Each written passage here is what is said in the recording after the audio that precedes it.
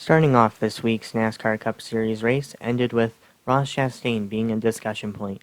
Once again, on the second-to-last restart, he pinched Kyle Larson into the wall, paying back Larson for something similar he did on the previous restart, who may have been paying back Chastain for squeezing him on the previous restart.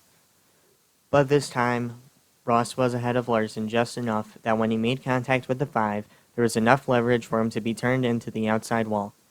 Rick Hendrick said in the media center, even though Trackhouse Racing with Ross Chastain run Chevrolets, as does Hendrick Motorsports, he wants his drivers to stand their ground.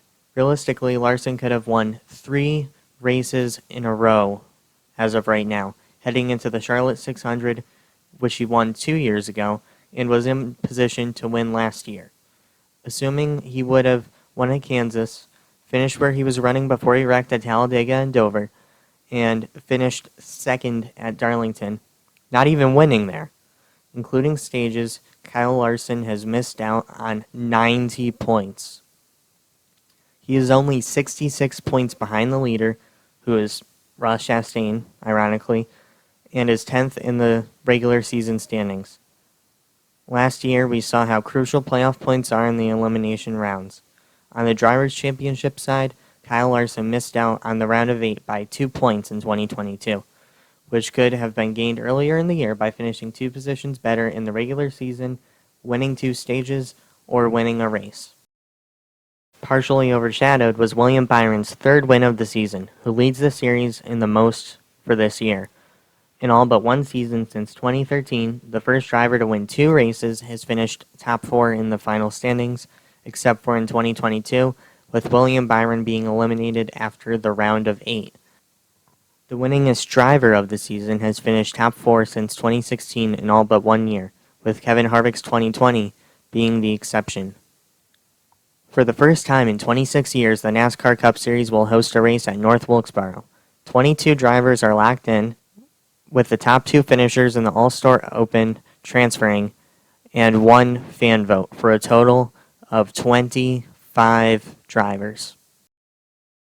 However, Alex Bowman is not going to participate in the All-Star race, so that will drop it down to 24. The 10 drivers with the most votes were revealed in alphabetical order, but that is not too helpful for us considering that there are only 13 drivers. Additionally, Josh Berry is not an option to vote for.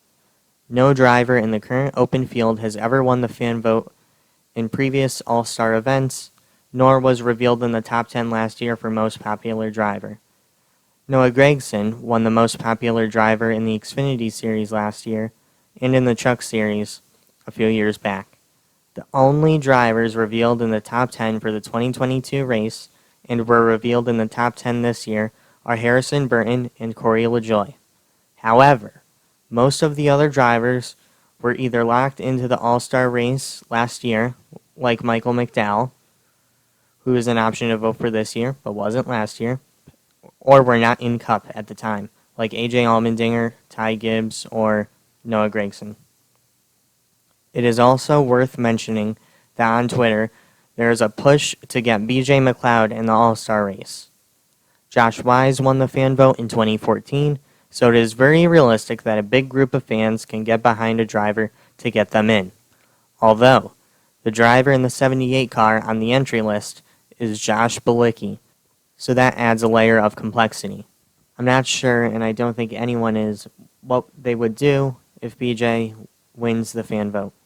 No matter what, the All-Star race this year is going to be amazing. Thank you guys for watching. Leave your predictions on who's going to win the fan vote in the comments below. Bye now.